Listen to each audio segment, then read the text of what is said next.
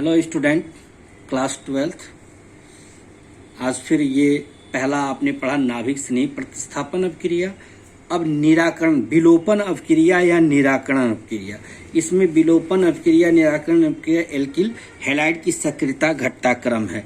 Tertiary सबसे अधिक करेगा, फिर सेकेंडरी और सब निराकरण करेगा प्राइमरी।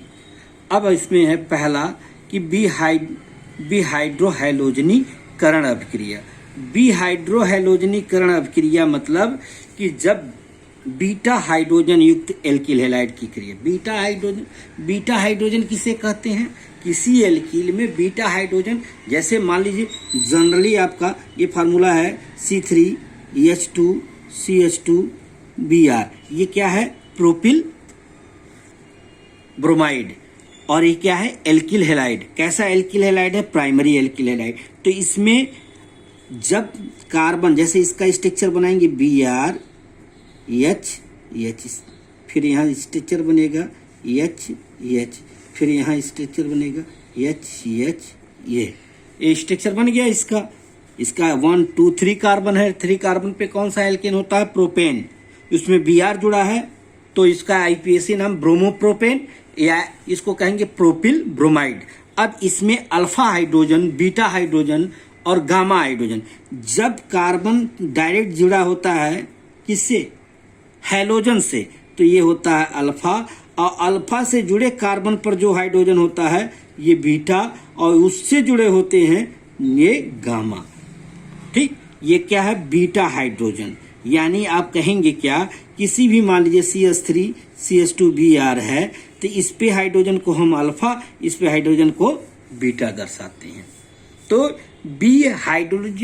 बिहाइड्रोहाइड्रोजनीकरण अपक्रिया में यही होगा कि विलोपन अपक्रिया में कि जब बीटा हाइड्रोजन युक्त एल्किल हैलाइड की क्रिया एल्कोहलिक कास्टिक पोटास KOH, मतलब कास्टिक पोटास क्या है? एल्कोहलिक कास्टिक पोटास KOH से कराते हैं तो हैलोजन अम्ल HX का एक अणु वियोजित हो जाता है और एल्कीन बनता है। इस अपक्रिया को बिहाइड्रोहैलोजनीकरण अपक्रिया कहते हैं। इसके सामान्य अपक्रिया देखिए, इस जनरल फार्मूला है, ये अल्फा हाइड्रोजन है, बीटा हाइड्रोजन हमने कि अल्कोहलिक ऐसी क्रिया तो एल्कीन प्राप्त हुआ। यहाँ KCl है, KCl। ठीक, ऐसे यहाँ पे अल्कोहलिक लिखा रहेगा, जैसे यहाँ हम लिखे, आप देखिए ये हुआ। फिर इसके बाद बीटा, देखिए ये अल्फा हुआ क्योंकि यहाँ डायरेक्ट ब्रोमीन जुड़ा हुआ है तो ये अल्फा हो जाएगा, ये बीटा दोनों रहेंगे। एल्कोहलिक तो प्रोपीन 1 बनेंगे। इसी क्रम में इसी को बिहाइड्रोजनीकरण एल्कीन बनाने का एक होता सेप्चेक का नियम कहा जाता है। यदि किसी एल्किल हैलाइड से बीटा हाइड्रोजन का विलोपन दो प्रकार से, यहां से बीटा हाइड्रोजन क्या है? ये भी बीटा है, ये बीटा है, ये गामा है।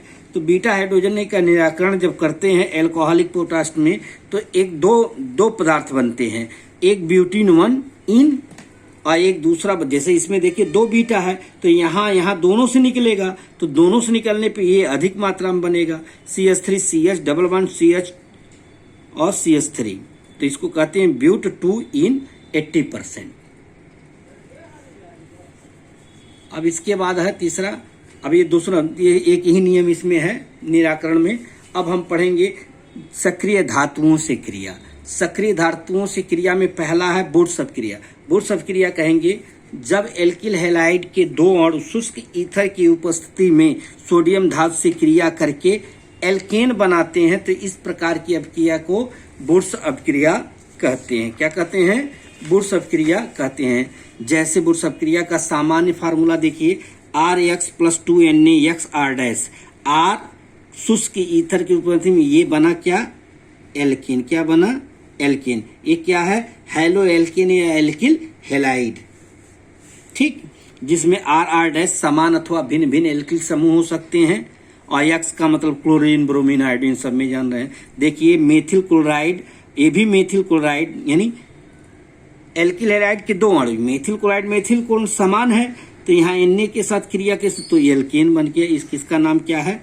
एथेन। क्या नाम है? एल्केन बना तो इसका नाम एथेन। ठीक, ऐसे C2H5 एथिल क्लोराइड पर सोडियम धातु मेथिल क्लोराइड क्रिया करेगा तो प्रोपेन बनेगा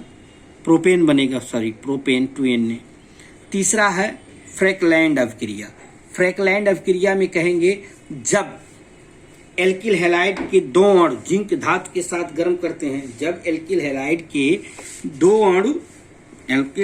2 अणु को जिंक धातु के साथ गर्म करते हैं तो एल्केन प्राप्त होता है। लेकिन देखिए, अगर शुष्क ईथर है, एल्किल हैलाइड सोडियम धातु से क्रिया करेगा तो बुर्स अभिक्रिया, अगर जिंक धातु से एल्किल हैलाइड के 2 अणु क्रिया करेंगे तो फ्रैकलैंड अभिक्रिया। इतना याद रखिएगा, एल्केन प्राप्त होता है। इस अभिक्रिया को फ्रैकलैंड अभिक्रिया कहते हैं। फ्रैकलैंड अभिक्रिया में RX ZN R डैश, जहाँ R समान अथवा भिन्न भिन्न एल्किल समूह है। देखिए क्रिया किए तो ZN X लेकर के ZX2 और X बराबर क्लोरीन और ब्रोमीन, जैसे इसका एग्जाम्पल हमने दे दिया है। ठीक, CH3 ZN Br2 C2H5 ZN plus I C2H5 C4H plus ZN I2 butane प्राप्त हुआ। इसी के क्रम में तीसरा है मैग्नीशियम धातु से क्रिया। जब अब देखो बहुत अच्छा है, एल्किल हैलाइड की क्रिया जब कराते हैं, कहा जाता है जब एल्किल हैलाइड की क्रिया शुष्क ईथर की उपस्थिति में मैग्नीशियम धातु से के साथ कराते हैं या मैग्नीशियम धातु के साथ गर्म करते हैं तो कार्ब धातु आर्गनोमेटलिक कंपाउंड, क्या है, आर्गनोमेटलिक कंपाउंड बनता है, जिसे एल्किल मैग्नीशियम हैलाइड बनता है। इस अभिक्रिया को हम कार्ब धातु अभिक्रिया, इसमें Mg धातु जो है सीधे कार्बन से जुड़ा होता है, जिसे ग्रिग्नार्ड अभिकर्मक की कहते हैं। जैसे कि RX Mg से क्रिया करें, RMgX बना। RMgX को हम एल्किल मैग्नीशियम हैलाइड यानी कार्ब धात्विक यौगिक यही है, आर्गोनोमेटलिक कंपाउंड। जैसे C2H5Mg ईथर से क्रिया करके C2 5Br बनाया। तो इसमें देखिए हमने क्या कहा था कि जब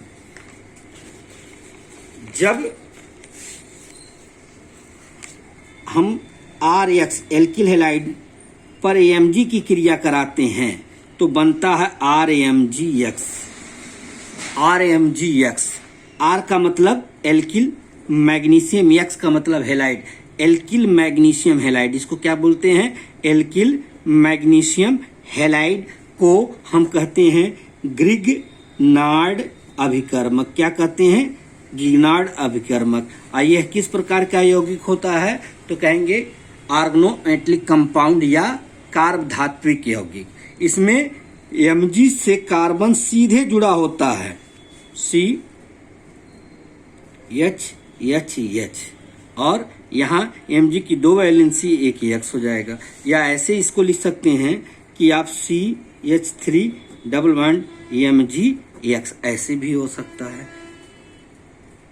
मतलब ऐसे तो Mg आ जाएगा, यहाँ पे ये नहीं करके ऐसे डायरेक्ट Mg जो है कार्बन से जुड़ा होता है, इसलिए कार्ब धात्विक यौगिक। कार्ब धात्विक यौगिक का मतलब जब धातु कार्बन से सीधे जुड़ा हो वो कार्ब धात्विक यौगिक कहलाता है। जैसे RMgX कार्ब धात्विक यौगिक ग्रिग्नार्ड अभिकर्मक होता है, जिसको हम RMgX से कहते हैं। यहाँ R के मतलब एथिल हो सकता है, प्रोपिल हो सकता है, यहाँ X का क्लोरीन हो सकता है, ब्रोमीन हो सकता है, Mg तो वही रहेगा। मान लीजिए आपने इसका एक सूत्र देखिए, जनरली तौर पे आप देखेंगे CH3MgI का मतलब क्या हो गया, इसको पढ़ेंगे मेथिल मैग्नीशियम आयोडाइड। अगर यहाँ पे CH5MgBr हो तो एथिल मैग्नीशियम ब्रोमाइड। ठीक, तो इस तरीके से पढ़ा जाता है। इसके बाद है एल्युमिनियम धातु से क्रिया।